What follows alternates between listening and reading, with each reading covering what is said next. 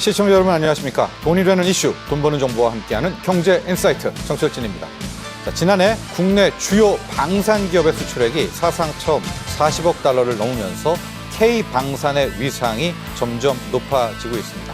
그동안의 K방산 중에선 육상 무기가 가장 높게 평가되고 있었는데요. 하지만 최근 MRO 사업 확정과 더불어 HD 현대중공업 한화오션이 또 원팀으로 캐나다 잠수함 프로젝트에 도전하면서 자, 이제 해양 방산에 대한 관심도 아주 커지고 있습니다.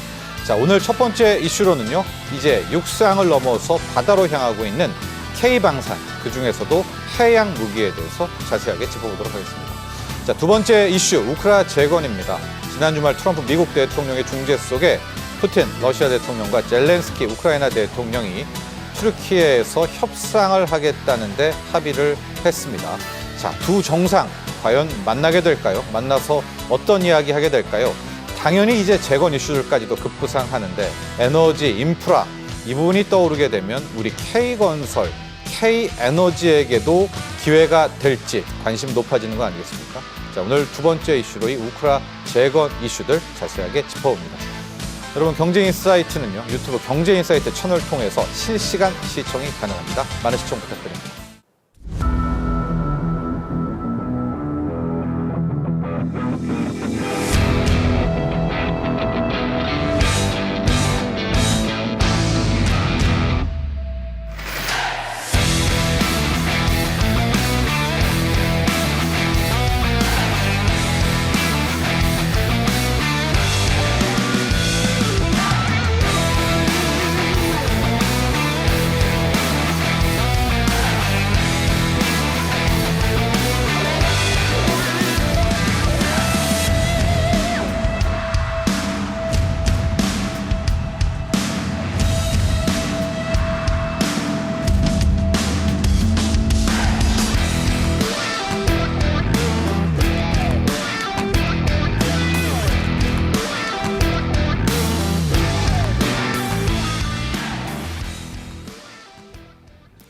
전 세계의 이 자주국방 트렌드가 확산되면서 우리 K방산이 수출 효자 품목으로 승승장구하고 있죠.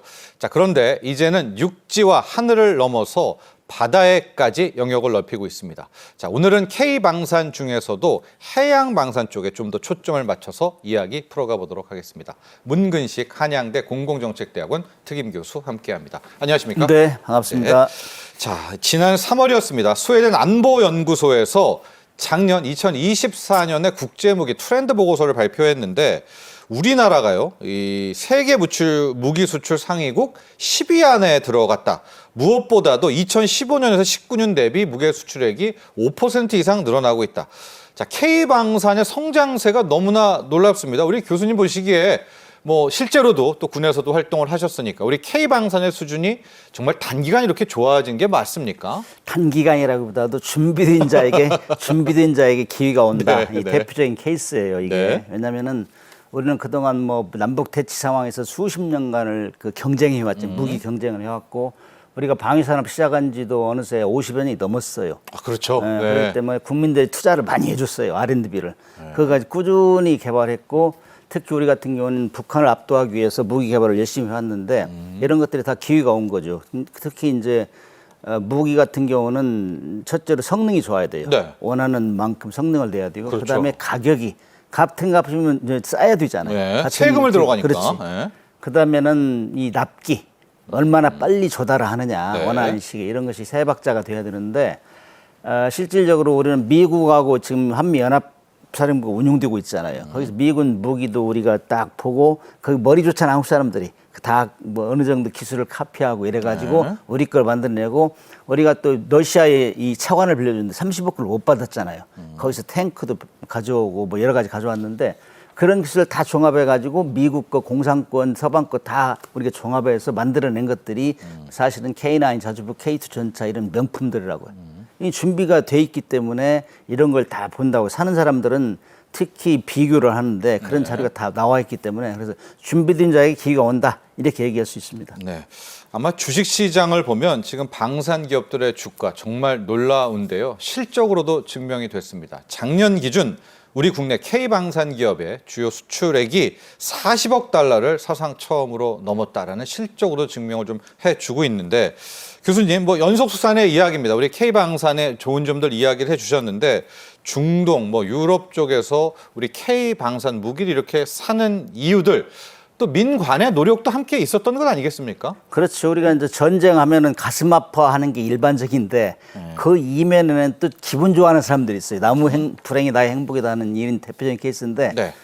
사실 러시아 우크라이나 전쟁이 방산 시장을 엄청나게 크게 움직였어요.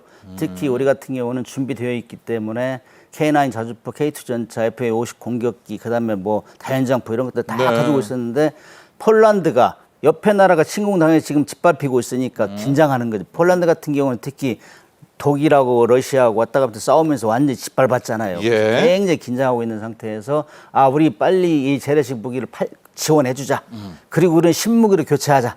이게 대표적인 나라가 폴란드예요. 네. 어떻게 보면은 한국 방산의 홍보대사 역할을 했는데 사실 이 조금 전에 말씀하신 40억 달러 이거는 주요 우리 방산업체예요. 네, 주요 K 기업. 주요 방산업체고 나머지는 뭐 두루 터키, 튀르키예 이런 데까지 다 이 여러 방산업체가 협력회가 나가는데 2022년도에 그 피크 타임을 이뤘죠. 예. 그건 173억 불을 달성했는데 수출을. 근데 방산 역사 50년 역사의 최대 피크치를 이뤘는데 네. 그 전에 2021년도에는 우리 수출 전략산업 12개 그 중에서 가전제품이 7위인가 8위인가 했어요. 그런데 거기에서 171억 달러를 달성했어요. 그런데 그 다음에 방산에서 네. 173억 불을 달성하니까 국민들이 막 환호성을 하면서 정부에서는 이거 수출 전략산업을 키우자. 그래서 수출 전략산업을 키운 거예요. 그때부터 막 각 방산업체 돌아다니면서 홍보도 했고 협력을 이렇게 이루게 했죠. 그렇게 네. 하면서 이 4대 방산업체 한화, 한국, 카이, 네. 그다음 현대로텐, LG 이런 데가 막 올라온 거예요.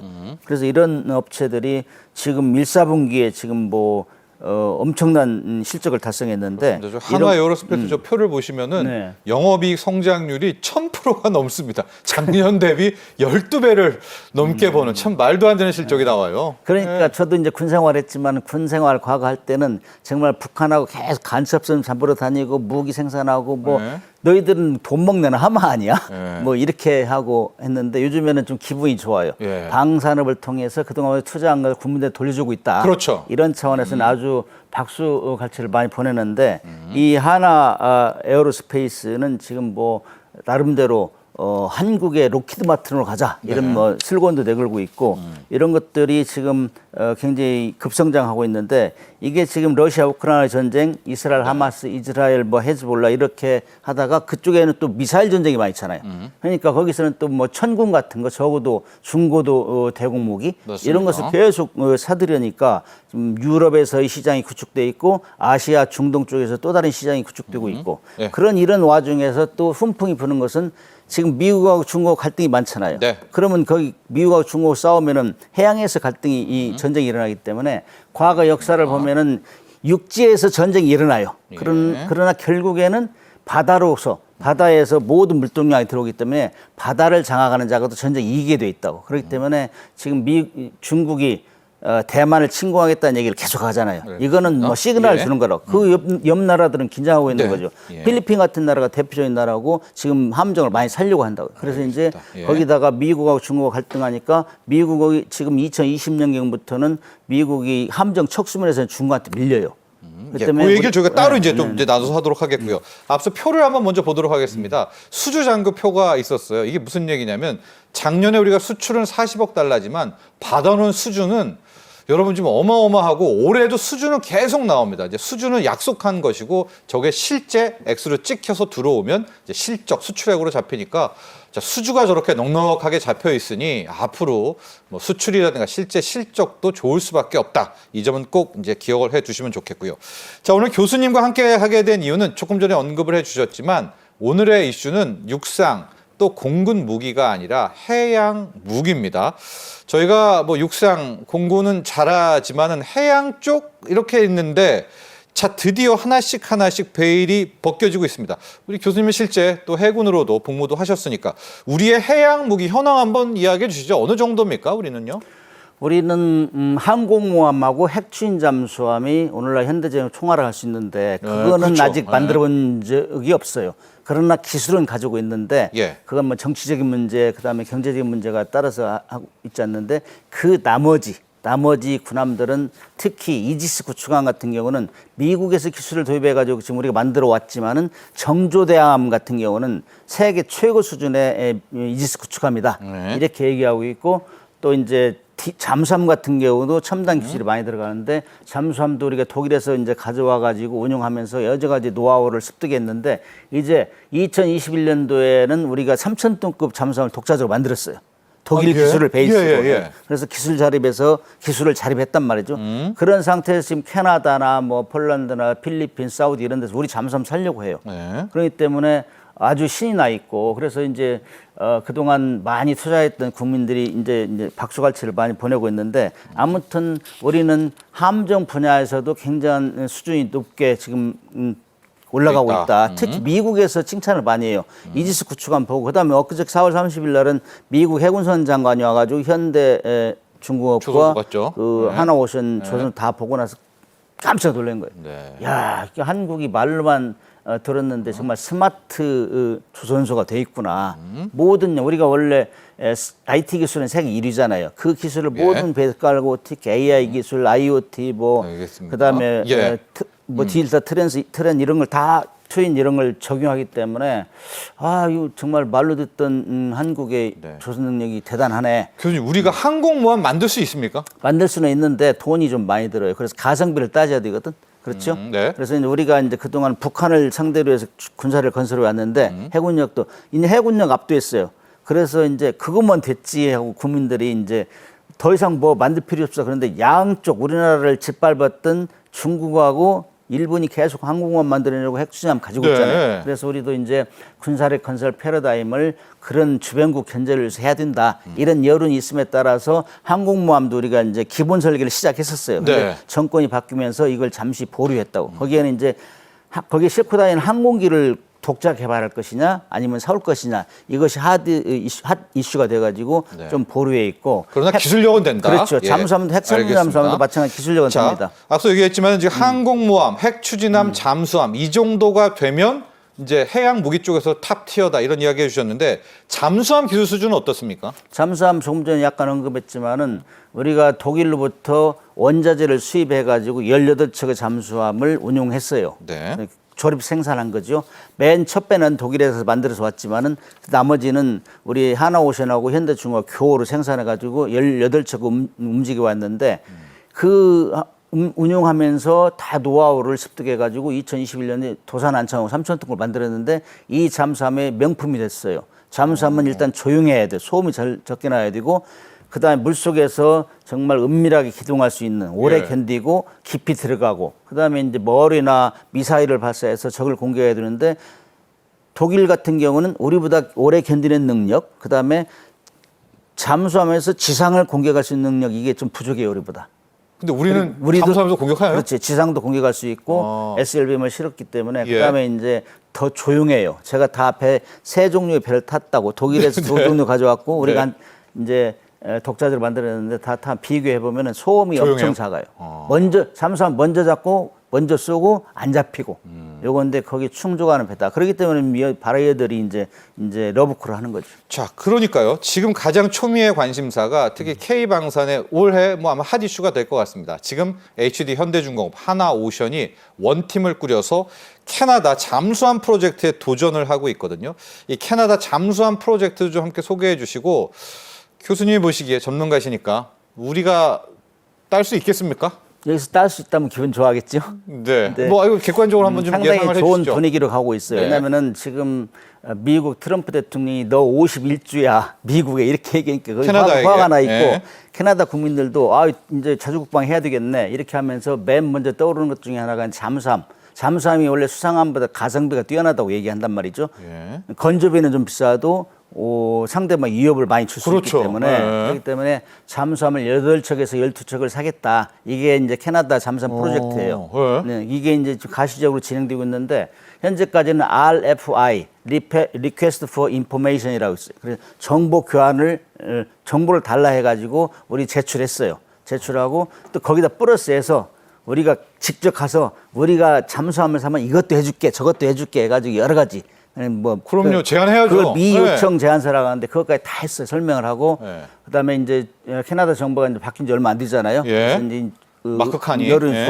종합되면은 이제 두루두루 보는데 캐나다 해군성 장관도 이미 와서 다 여러 번 보았고 우리 조선소 능력을 그렇기 때문에 이제 그러나 이제 이 시장이라는 게 만만치 않죠. 독일은 전통적인 디젤 잠수함 판매국에는 세계 1등 베스트셀러예요.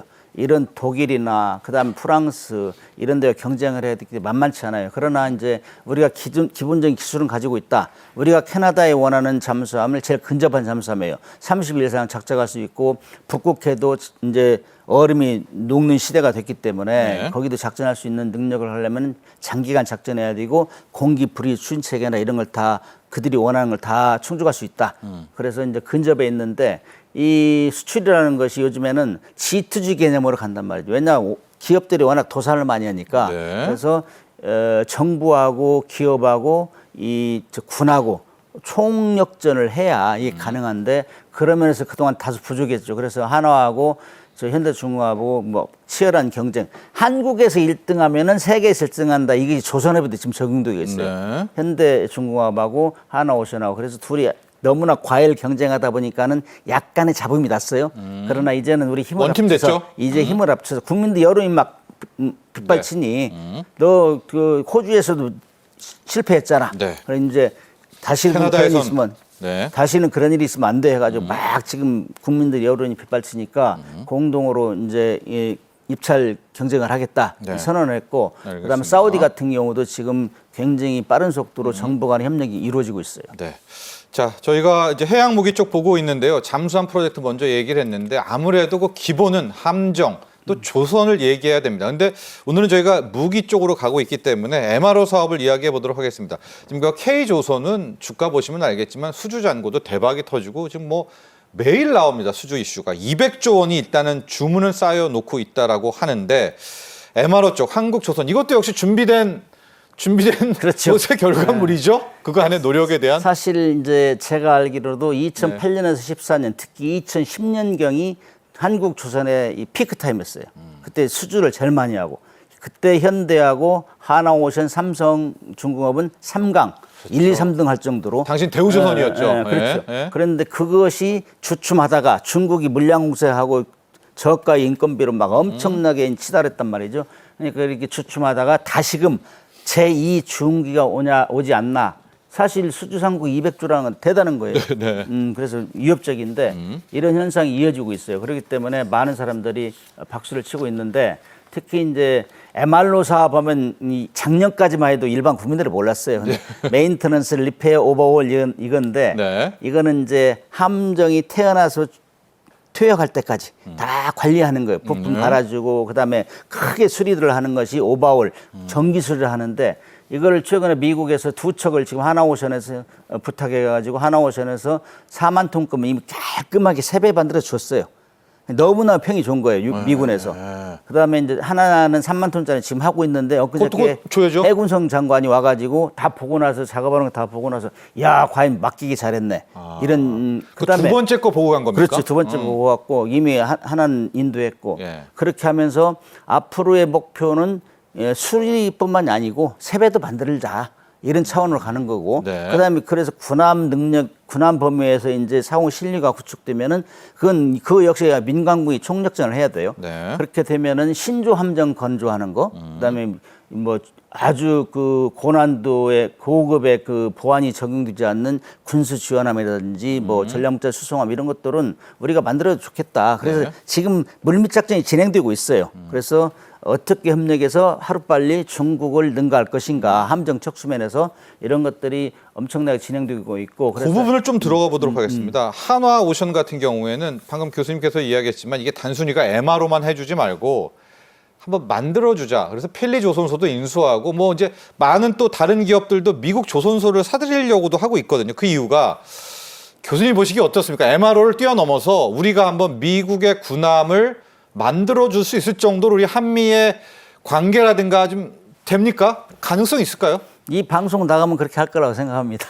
아 그래요? 아니 근데 뭐 현실적으로 어떻습니까? 우리가 만들어준다는 게 미국 사실 서로의 니즈가 충족되고 있어요 지금. 예. 미국은 자기 이 보호무역법, 존스법, 뭐 반스 톨레스법 예. 이런 것 가지고 너무나 그냥 규제를 강화했기 때문에 외국에서 진입할 수가 없었는데 이제 그렇게 하다 보니까는 조선시를 너무 노후디고 기술자가 없대요. 뭐 거의 80세 이상이라는 그 조롱 섞인 말도 있어요. 기술자 그 나이가 예. 그 정도로 낙후됐으니까 우리한테 절실하게 도움을 요청하고 있고 그에 따라서 하나오션 같은 경우는 필리 조선소를 인수했고 그다음에 호주에 있는 오스탈 조선소 같은 경우는 미국의 조선소가 있어요.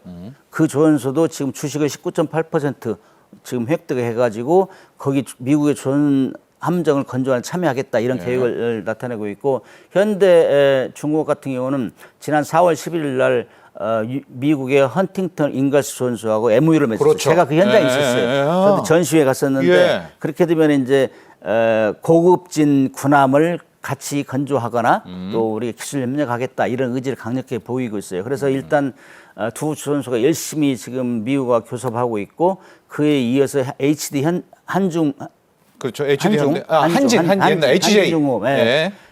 거기도 지금 그 수리 자격증 MSRA인가 이거를 지금 그렇죠. 따고 있어요. 한진중공업도 옛날엔 과거엔 정말 한진그룹 때는 있었죠. 그렇죠. 그때는 HJ. 독도함을 만들어낸 회사니까 그래서 이 세 회사가 적극적으로 뛰어들고 있고 MRO 사업을 열심히 하다 보니까는 시설이 좀 많이 필요해요. 그래서 거대 조선소가 중소 조선소하고 협력하고 있고 그래서 MR로 크러스트도 만들고 그다음에 신조 함정 건조를 위해서 뭐 할 것인가 군함 건조에서 신류가 쌓이면 다음에는 LNG 선박이나 LNG 쇄빙선 이런 거 진출하게 되면 엄청나죠. 그다음 군함인가요? 엄청나죠. 네. 군함까지도 가능하다, 교수님은? 저는 그렇게 생각해요. 알겠습니다. 자, 그래서 아마 그 물밑 작업으로 우리의 민간 기업들이 미국의 조선소를 사들이거나 이제 MOU를 지분을 교환을 하면서 마지막 목표입니다. 미군의 군함을 우리 K조선이 또 만들어주는 이런 상황까지도 도전하고 있습니다. 자, 지금 우리의 K방산의 목표가 수출 4강에 드는 건데요. 이게 쉽지가 않은 게 미국, 중국, 러시아가 뭐 완벽한 3강이고요. 이 다음에 또 독일도 버티고 있고 프랑스도 잘하잖아요.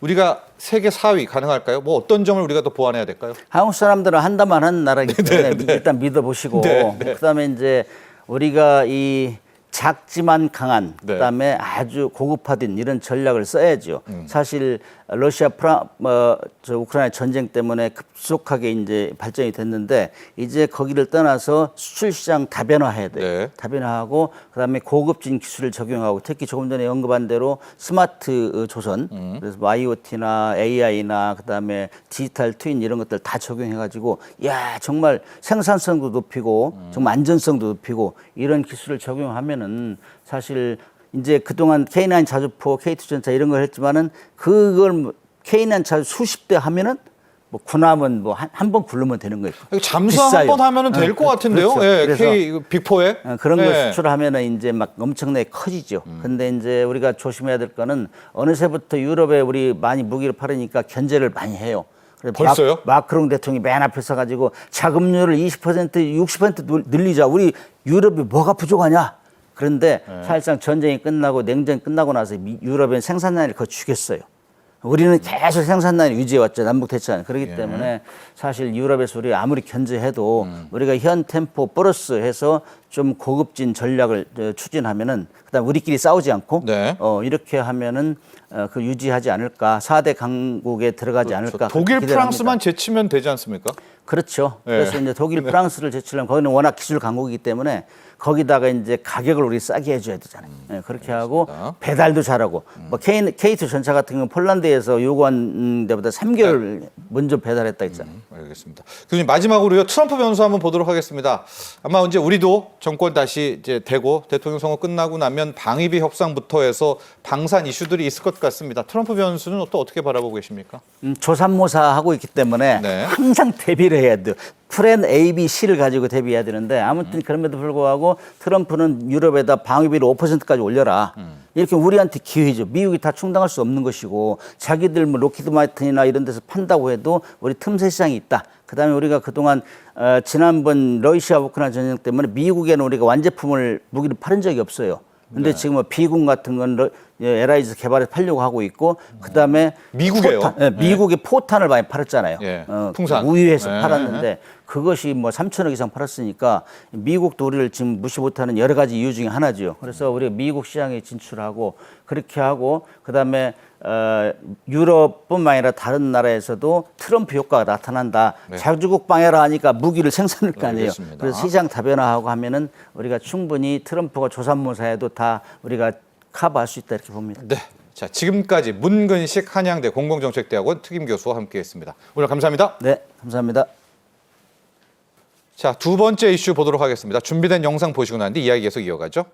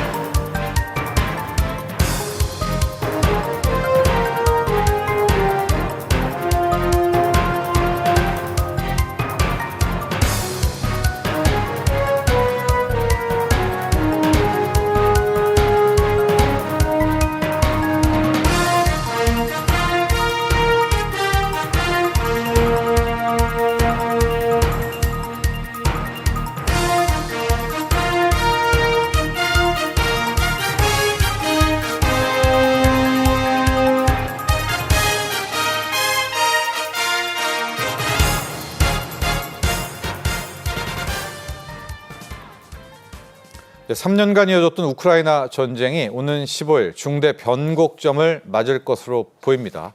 이와 함께 우리에겐 우크라이나 재건 이슈가 큰 관심이죠. 길었던 전쟁만큼 재건 역시도 굉장히 큰 사업이 될 것 같은데요. 우리뿐만이 아니라 전 세계 기업들이 우크라이나로 뛰어들고 있습니다. 자, 오늘 이 시간엔 우크라이나의 재건 산업 어떻게 바라봐야 할지 자세히 분석해 보도록 하겠습니다. 이정환 한양대 금융경제학과 교수와 함께합니다. 안녕하십니까? 예, 안녕하십니까? 네. 지금 상황이 어떻게 흘러가고 있습니까? 최근에 선출된 레오 14세 교황, 이제 전쟁은 안 된다. 트럼프 대통령도 나는 우크라이나 전쟁 바로 끝내겠다. 많은 지금 세계 여론이 러시아, 우크라이나의 휴전, 종전을 바라고 있거든요. 딱 지금까지 뭐 중동도 그렇고 전 세계 현황도 한번 보시죠. 일단은 휴전의 물결이 나오고 있긴 하다. 휴전. 계속, 예, 네. 휴전이라는 것이 지금 5월달 들어서 계속 일종의 테마처럼 등장하고 있고요. 아까 뭐 그 그래픽에도 약간 나온 것처럼 우크라이나와 러시아는 휴전 협상 혹은 뭐 종전 협상의 테이블에 나설 것이다라는 의견들이 많이 나오고 있다. 물론 2월부터 미국 정부에 굉장한 압박들이 있으면서 그렇지만 흔히 말해 러시아 정부의 반발 같은 것들이 겹치면서 휴전 협상이 난항이 겪었는데 이제는 실질적으로 휴전 협상이 이루어지지 않을까 하는 의견들이 좀 나오고 있다라고 보시면 될 것 같고요. 네. 다만 이러한 휴전 협상 속에서도 푸틴 러시아 대통령은 기본적으로 이제 군사 배치를 핀란드나 폴란드 쪽으로 배치를 하면서 쪽에 군사적인 압박도 좀 주고 있는 이런 양상. 특히나 EU 지역 국가들에 대해서 군사적 압박까지 주는 양면 정책을 피고 있는 것 같긴 하다라고는 해석들이 나오고 있습니다. 뭐 또 다른 갈등으로는 이제 중동 문제를 들 수가 있는데 아무래도 이제 중동 지역 역시 휴전과 종전 여러 가지 협상들이 왔다 갔다 하지만 계속적으로 이스라엘이 폭격을 한다는 이런 이슈가 있었는데 이번에도 이제 휴전을 할 것이다라는 의견이 있었고 특히나 어제 이제 하마스 수장이 있는 병원에 크게 폭격을 하면서 네. 만약 하마스 수장이 사망한 것이 확인되면은 휴전이 금물결을 타지 않을까라는 의견 역시 좀 나오고 있다라는 정도로 보시면 될 것 같습니다. 지속적으로 이제 휴전에 대한 협상 그리고 또 인질이 있으면서 또 휴전했다가 인질 풀려나면 폭격을 하고 뭐 좀 이게 전쟁이 왔다 갔다 하는 상황들이 발생을 했는데 이번에는 크게 이제 하마스 수장을 수장이 있다고 추정되는 지역에 이제 폭격을 하면서 휴전이 좀 적극적으로 진행되지 않을까 하는 의견들도 있고요. 뭐 미국과 예멘, 그러니까 미국이 이스라엘과 엮이면서 예멘 반군과도 좀 어떻게 보면 갈등 관계가 있었는데 이 부분 역시 미국이 휴전을 이야기하면서 전반적으로는 크게 휴전의 물결들이 나오고 있다라고 보시면 될 것 같습니다. 자, 두 개의 전쟁, 뭐 중동, 우크라이나 쪽에서 오늘은요 우크라이나 전쟁에 더 포커스를 맞추고 오늘의 주제는 바로 이 우크라이나 전쟁 이후에 나올 재건 사업입니다. 15일이 뭐 역사적인 순간이다 이런 평가도 나옵니다. 현지 시각 15일 푸틴과 젤렌스키 튀르키예에서 만난다. 일단 만나겠죠. 이 정도까지 뉴스들이 나왔는데요. 그동안에 좀 상황 좀 보고 앞으로의 일정까지도 한번 전망해 주시죠. 사실 이제 미국의 트럼프 대통령도 5월 15일에 협상이 있다 혹은 이런 회의가 있다라고 하면 자기가 갈 의향이 있다고 할 정도로 이번 협상에 대한 기대감은 굉장히 높다라고 보시면 될 것 같습니다. 예. 5월 15일 이제 튀르키예 이스탄불이죠. 이스탄불에서 두 정상이 만날 것으로 예측을 하고 있고요. 푸틴과 젤렌스키 두 양국의 정상들이 직접 오는 커다란 네. 빅테이블이 되지 않을까라고 대면 접촉입니다. 대면 네. 접촉이라고 보시면 될 것 같습니다. 결국은 이것이 사실은 트럼프 행정부가 들어서면서 러시아 우크라이나 전쟁을 하루 만에 끝내겠다라는 어떻게 보면 좀 비현실적인 공약을 내놓았는데 이런 노력들의 일종의 결과물이라고 보시면 될 것 같고요.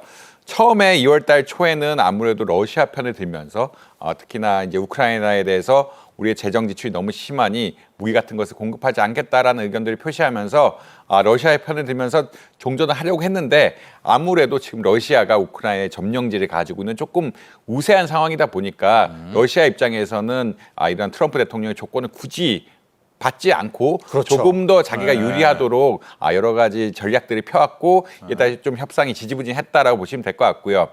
근데 이제 전 교황 사망일에 젤렌스키와 젤렌스키와 트럼프 대통령이 같이 만나서 이야기하는 사진이 뽑혔거든요. 네네네. 사진이 이렇게 전 세계에 공개가 되면서 약간의 우호적인 관계가 또 다시 개선된 것이 아니냐. 결국은 전쟁을 종결하려 그러면 양측에 어떤 균형 잡힌 어떤 그 메시지를 전달해줘야 양측 휴전 테이블에 앉아서 협상할 것이라는 그런 기대감들이 좀 생기면서 결국은 5월달에 휴전, 5월 15일에 휴전까지 오지 않았느냐라는 의견들이 좀 많다라고 보시면 될 것 같습니다. 아무래도 이제 지금 젤렌스키 대통령의 메시지가 나오고 있는데 러시아가 마침내 전쟁 종식을 고려한다. 이게 강력한 메시지를 좀 이야기하고 있거든요. 이게 뭐 예전에 트위터 지금 X라고 하는 부분에 있어서 나오는 건데 긍정적인 걸 생각할 정도로 좀 미국이 이제 양측 편을 다 들어주기 시작하면서 예. 종전 혹은 휴전이 현실화돼가고 있는 것이 아니냐 이런 의견들이 많다라고 보시면 될 것 같습니다. 네, 자 15일입니다. 푸틴과 젤렌스키 한 자리에 만나게 되고 정말로 휴전이 나온다면 그 다음 주목되는 것은 역시 재건이겠죠. 자, 우크라이나 재건 일각에서는 제2의 마셜 플랜이다 이렇게 평가할 정도로 왜냐하면 좀 가슴 아픈 이야기지만 그만큼 피해가 컸다는 뜻 아니겠습니까? 교수님, 우크라이나 재건 산업의 규모 뭐 여러 쪽에서 분석 자료는 나오는데 좀 평균을 내서 어느 정도의 뭐 대단한 규모 사업이 됩니까? 지금 뭐 10년간 한 5,200억 달러, 우리나라 돈으로 하면 700조가 넘는 돈, 이게 환율에 따라 좀 물론 바뀌기는 하겠지만 예. 세계은행에서 추산하기에는 그 정도 금액이 되지 않을까라고 이야기할 정도로 어마어마한 사업이다. 그리고 이제 지금 그래프에 나온 것처럼 전쟁이 1년 이렇게 지속될수록 전쟁 비용, 재건 비용 같은 것들이 뭐 늘어나고 있다라고 보시면 될 것 같고 2023년과 2024년 1년 사이에 7% 이상 예. 재건 비용이 증가할 정도로 이 그 전쟁의 어떤 피해들이 누적되고 있는 상황이다라고 보시면 될 것 같습니다. 그렇기 때문에 이제 전후 재건의 가장 대표적이라고 할 수 있는 마셜 플랜이라는 이야기들이 계속 나오고 있고 흔히 말하는 이 돈 자체를 우크라이나 자체에서 또 그러니까 만들기도 좀 어려운 상황이기 때문에 이 재원에 대한 문제 그리고 어느 분야를 기준으로 이런 것들을 많이 투자가 이루어질 것이야 되는 얘기들은 계속 나오고 있다라고 보시면 될 것 같습니다. 네. 특히 이제 주택이라든지 교통, 에너지 순으로 아마 가지 않을까라고 생각을 하고 있고요. 아무래도 이제 전쟁에 의해서 피해를 많이 본 어떠한 것들. 특히나 이제 주택 같은 경우에는 폭격이라는 이런 것에 대한 피해를 많이 받고요. 아무래도 교통망 같은 경우에는 전쟁이 있을 시에 가장 중요하게 생각하는 부분이라고 볼 수가 있기 때문에 전쟁에 따라서 이 어떤 흔히 말해서 이제 교통망 같은 것들이 많이 파괴가 되었다. 그리고 에너지 부분들은 러시아가 흔히 말하는 우크라이나의 열병합 발전소라든지 발전소 시설 같은 것들을 좀 많이 타격했죠. 타격했죠. 네. 이런 타격한 상황들이 발생했기 때문에 에너지 분야가 뭐 유력한 분야라고 보시면 될 것 같고, 이에 딸린 어떻게 보자면 건설 기계라든지 관련 건설업이라든지 이런 부분에 있어서 크게 좀 혜택을 보지 않을까. 뭐 우리나라 뭐 사실 이게 남의 불행에 따라 혜택을 보는 게 조금 이상한 이야기이긴 하지만 뭐 경제적으로는 우리가 참여할 부분 역시 좀 넓어지지 않을까라고 생각을 하고 있고요. 지금 뭐 도표에 나오는 것처럼 건설 기계라든지 철도, 전력기기, 뭐 식량 사업까지 광범위한 분야에서 아까 에너지, 뭐 주택 이걸 넘어서는 광범위한 분야에서 재건 사업이 이루어지지 않을까. 그리고 재건 산업에 의해서 수혜를 보지 않을까라는 그런 의견들이 나오고 있다라고 보시면 될 것 같습니다. 1차적으로 에너지 인프라가 역시 가장 많이 언급이 되는 것 같아요. 에너지 인프라 쪽, 뭐 도로까지도 포함해서 가장 피해가 컸고, 뭐 우리에게도 좀 우리가 이제 남의 피해를 이야기해서 그렇지만 가장 많은 기회가 올 부분도 역시 에너지 인프라 쪽 아니겠습니까? 예, 아무래도 이제 열병합 발전소라든지 화력 발전소 부분들이 타격을 입었는데, 우크라이나 역시 에너지 전환이라고 이야기하죠. 에너지 전환을 해야 되는 이런 상황들이고, 친환경 에너지의 전환 같은 것들이 이제 목조에 들어서면서 LG 에너지 솔루션이라든지 이런 에너지 저장 장치를 공급하는 한국 기업들의 좀 수혜를 입지 않을까라는 의견들이 많이 나오고 있다. 결국은 기존의 시설이 파괴되면은 새로운 시설들을 만들어야 되는데, 새로운 시설이 결국은 EU라든지 유럽의 스탠다드에 맞는 시설들이 많이 들어올 것이라고 생각하고, 이런 기준은 아무래도 친환경이 될 수밖에 없는 그렇겠죠. 이런 상황들이기 때문에 친환경 관련해서 어떤 에너지 저장 장치를 만드는 LG 에너지 솔루션 같은 기업들이 수혜를 입지 않을까라고 많이 예측을 하고 있습니다. 인프라 분야 역시 마찬가지인데, 아무래도 교통 인프라 같은 것들이 크게 파괴가 되고 전력 인프라도 또 많이 파괴가 됐거든요. 변전소라든지 이런 전력 인프라도 많이 파괴가 됐기 때문에 에너지를 전달하는 데 있어서의 인프라, 그리고 교통이라든지 철도를 전달하는 인프라에 있어서 우리나라 기업들의 수혜가 크지 않을까라고 많이 이해를 하고 있습니다. 특히 지금 도표에 나오는 것처럼, 그래프에 나오는 것처럼 에너지 채굴, 운송 이런 것들이 굉장히 많이 피해를 봤다라고 아마 이해를 하시면 될 것 같고, 이 분야에 특히나 첨단 산업 전환에 따른 어떤 혜택을 우리가 좀 입지 않을까라는 의견들이 나오고 있다고 보시면 될 것 같습니다. 자, 그런데 좀 문제도 있습니다. 왜냐하면 이게 전쟁 재건 사업은 항상 결제 문제가 따르죠. 열심히 사업을 했는데 나중에 그 자금을 결제를 못할 위험이 큽니다. 지금 우크라이나 상황도 돈이 거의 없는 것 아니겠습니까? 그래서 민간 기업보다는 공기업 위주로 먼저 시작해야 된다. 또 이런 우크라이나 재건에 대한 조언들 나오고 있거든요. 우리 철도공단, 국가철도공단도 하나의 좀 사례가 있기도 하고, 교수님의 생각은 어떠십니까? 이게 민간 기업 입장에서도 쉽게 이 기회인데도 못 뛰어들겠어요. 나중에 대금을 못 받을 그럴 가능성도 크다면서요. 특히나 개발도상국에 어떻게 보면 투자 진입하는 경우에는 이런 대금을 못 받는 경우들이 굉장히 많이 생기기 때문에 사실 우려가 굉장히 많다라고 보시면 될 것 같고요.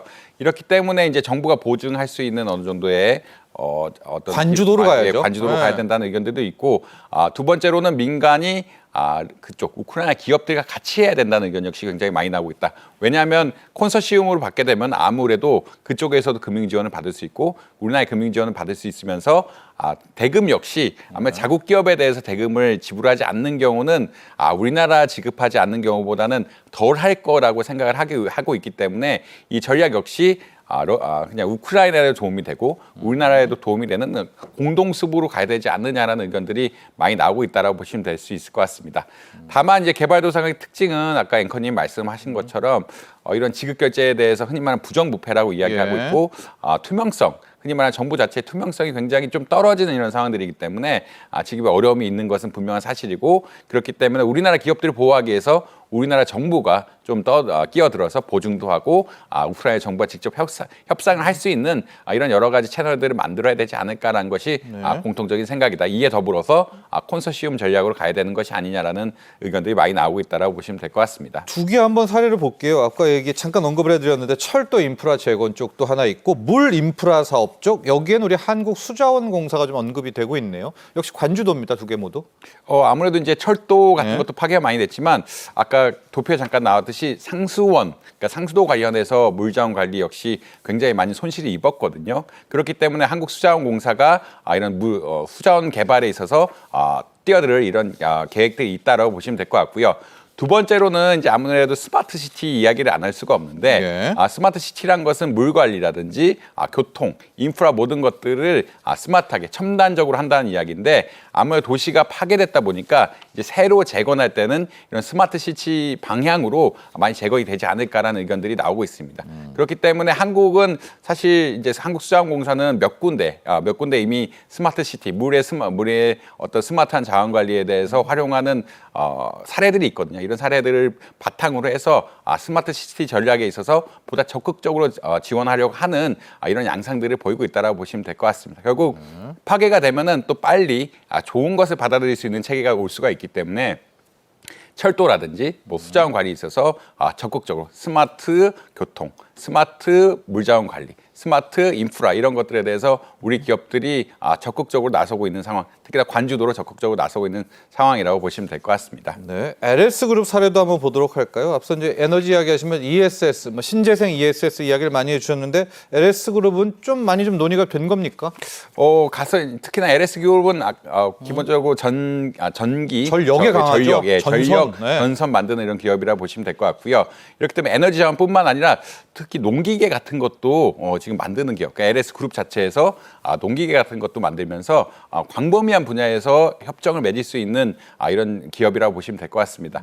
아무래도 이런 국가 단위 계약은 큰 계약이 유리하고요. 큰 계약이란 것은 이런 에너지라든지 농업 이런 것들을 한꺼번에 할 수 있는 것으로 가서 했을 때 계약의 리스크라든지 정부 간의 협상 이런 것들이 훨씬 좋을 수 있다고 생각하고 있고 네. LS 그룹 같은 경우에는 이런 에너지 분야, 그리고 농기계 분야 이런 것들에 대해서 같이 할 수 있는 분야가 굉장히 높고 있기 때문에 ESS 결국은 에너지 저장 장치뿐만 아니라 전력 공급 이런 것들에 대해서 전반적인 파트너십을 통해서 윈윈할 것이다라는 것을 하고 있고 정부 관계자들과 굉장히 많이 밀접하게 만나고 있다라는 의견들도 나오고 있다라고 보시면 될 것 같습니다. 다른 그룹 사례도 좀 봐주실래요? 건설사들도 약간 리스크는 있지만 또 포기는 할 수 없는 거 아니겠습니까? 정말 내일 이후에 15일 이후에 이게 휴전으로 간다면 거대 사업인 건 맞잖아요. 아무래도 이제 주택이라든지 네. 이게 결국 다 붕괴가 되어 있기 도로, 때문에 네. 도로 모든 것들이 큰 사업이라 보시면 될 것 같고요. 그 건설에 따르면 중장비, 그다음에 이제 화학은 조금 다른 이야기이긴 한데 화학은 이제 우리 석유 같은 분야에서 연결이 있을 수 있고 공항도 또 파괴가 많이 되어 있기 때문에 공항에 관련된 사업, 산업단지, 교통망 모든 것들에 대해서 우리나라 건설 기업들이 참여의 여지가 굉장히 크다라고 보시면 될 것 같습니다. 뭐 지금 현대건설은 공항 건설에 있어서 MOU를 맺었다는 의견들이 나오고 있고요. 다른 지역 역시 스마트 또 도시 건설에 의해서 쌍용 건설이라든지 이런 재건 사업들이 굉장히 많이 나서고 있다는 의견들이 나오고 있거든요. 결국은 도시 역시 스마트 도시로 갈 것이고 우리가 가진 스마트 도시 기술을 바탕으로 해서 결국 건설 자체를 좀 첨단 혁신으로 흔히 말하는 고부가 가치로 만들려는 노력들이 체결되고 있다라고 보시면 될 것 같습니다. 뭐 삼성물산 뭐 스마트 시티 협력 같은 것들이 이러한 결과물들이라고 아마 이해하시면 될 것 같습니다. 결국은 우리나라가 가진 기본적인 건설력 에 더해서 이제 스마트 시티에 대한 어떤 첨단 산업적인 전략 이런 것들이 합쳐지면서 MOU에 적극적으로 나서고 있는 상황들이다라고 이해하시면 될 것 같습니다. 우리 정부도 많은 준비를 하고 있습니다. 왜냐하면 앞서도 얘기했지만은 이게 민간만 보내기에는 너무나 또 위험이 커요. 결제에 대한 대금에 대한 이슈도 있어서 우리 공공기관 차원에서 준비할 수 있는 뭐 지원책이라든가 어떻게 또 많이 좀 지원 서포트를 하려고 합니까? 아까 아무래도 앵커님 말씀하신 네. 것처럼 리스크를 줄여주는 전략이 굉장히 중요하다고 보시면 될 것 같고요. 공기관이 어떻게 보면 콘소시움의 한 부분으로 들어가면서 정부와 직접 협상력, 흔히 말하는 기업 간의 거래가 아니라 기업과 국가 간의 거래가 아니라 외교적인 거래를 할 수 있는 역량을 맞아요. 조금 할 수 있는 기반을 만들어줘야 된다라고 보시면 될 것 같습니다. 우크라이나 정부를 끌어들여야 되겠어요. 네, 우크라이나 정부에 대해서 협상을 할 수 있어야 네. 되거든요. 협상이란 것은 사실은 국가와 기업 간의 협상은 돈을 못 받으면 할 수가 없는데 국가 대 국가 단위 협상은 개발권을 받는다든지 이런 다른 쪽으로. 네, 다른 채널들이 있기 때문에 우리가 더 적극적으로 나서야 된다고 볼 수 있을 것 같고요. 특히나 EU 기업들이 역시 굉장히 많이 진출을 하려고 하고 있거든요. 예. 워낙 가깝기도 하고, 그다음에 EU의 전초 기지로서 러시아 상대한 전체 기지로서 우크라이나 활용하려는 이런 경향성도 있기 때문에 이쪽에 자금 지원이 또 만만치 않게 나올 거다라는 의견들도 있기 때문에 우리의 어떤 정부의 역할들, 또 수출입은행이라든지 무역보증공사라든지 이런 쪽을 통해서 적극적으로 금융 지원도 하면서 우크라이나의 자금도 끌어들이고 우크라이나의 국가와 어떻게 보면 기업과 한꺼번에 가는 역할을 할 수 있는 가교를 정부가 해야 되지 않느냐. 가교이자 일종의 리더 역할을 해야 된다는 의견들이 많은 것 같습니다. 자, 마지막 결론을 좀 내야 될 것 같은데요. 우리 교수님께서 조금 전에 이야기를 해주셨지만 여러분 지금 이 우크라이나 재건 사업은 우리도 이렇게 관심 갖지 않습니까? 유럽연합도 아주 지금 적극적인 관심이고요.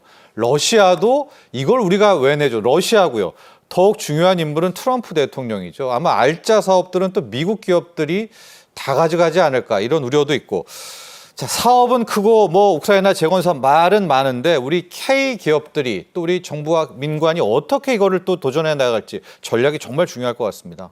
아무래도 이제 수주를 직접 하는 게 중요하고요. 네. 지금 예상으로는 휴전이 되면은 많이 파괴된 지역은 또 러시아로 갈 것이다라는 의견들이 있거든요. 그러니까 네. 이제 우크라이나의 전 영토, 기존 영토로 보면은 파괴된 지역이 우크라이나 거지만 이제 반대로 이 파괴된 지역이 원래 휴전선을 어떻게 긋느냐에 따라서 중요하죠. 러시아로 들어갈 수가 있는 상황들이기 그럼 때문에 중국 기업이 갈 거 아닙니까? 또? 중국 기업이 갈 수도 있는데 우리나라 역시 뭐 러시아와 러시아와. 사이가 관계가 전쟁 전에는 좋았기 때문에 뭐 현대자동차도 많이 팔리고 이런 역사적 경험들이 있기 때문에 이러한 관계를 엄밀하게 파악하고 러시아, 우크라이나 양쪽으로 진출할 수 있는 전략들을 국가 단위로 아마 개발해야 되지 않느냐라고 아마 보시면 될 것 같습니다. 특히나 이제 미국과 러시아의 관계 역시 개선이 될 거고 경제 제재 역시 많이 풀릴 거라고 생각하고 있기 때문에 이 균형 잡힌 접근법이 필요하지 않느냐. 우크라이나 재건도 굉장히 중요하고 근데 이쪽은 아무래도 EU랑 좀 친할 수밖에 없고요. 우크라이나요? 아무래도 좀 EU랑 친할 수밖에 없는 상황들이기 때문에 금융 지원이라든 이런 걸 적극적으로 하면서 진출을 해야 되는 상황이라고 보시면 될 것 같고요. 반면에 러시아 같은 경우에는 미국과의 관계 개선이 되면은 EU랑은 사실은 안 친하죠. 그러니까 친하게 진행할 수가 없기 때문에 어떻게 보면 중국과 아까 앵커님 말씀하신 것처럼 중국과의 경쟁 관계를 이길 수 있으면서 수주를 할 수 있는 이런 기회를 만들어야 되지 않느냐라는 전략적인 접근법들이 굉장히 많이 필요하다라고 아마 이해하시면 될 것 같습니다. 자, 15일입니다. 튀르키예 이스탄불에서 정말 푸틴과 젤렌스키가 만나서 휴전협정에 체결되는지를 봐야 될 것 같고요. 그 다음에 찾아오게 될 우크라이나 재건 이슈. 뺏기면 안 될 것 같아요. 우크라이나는 유럽연합 기업, EU 기업들, 러시아는 또 중국과 미국 기업들. 이 틈바구니를 또 우리 K 기업들이 뚫고 나가야겠습니다. 자, 오늘 이정환 한양대 금융경제학과 교수와 함께했습니다. 오늘 감사합니다. 자, 오늘 준비한 소식은 여기까지입니다. 여러분, 내일 5월 15일 바로 스승의 날인데요. 또 하나 더 있습니다. 바로 세종대왕 탄신일이기도 합니다. 정부는 스승의 날로만 여겨뒀던 이날에 세종대왕의 업적을 기리는 날이라는 의미를 더해서 국가기념일로 지정을 했는데요. 세종대왕의 업적을 기리고 또 문화국가로서의 자긍심을 높이는 그런 날이 된다. 그렇게 보내자라고 또 이야기를 하고 있습니다. 자, 오늘 여기서 인사드리겠습니다. 금요일 오후 3시에 여러분 다시 찾아뵙죠. 시청자 여러분.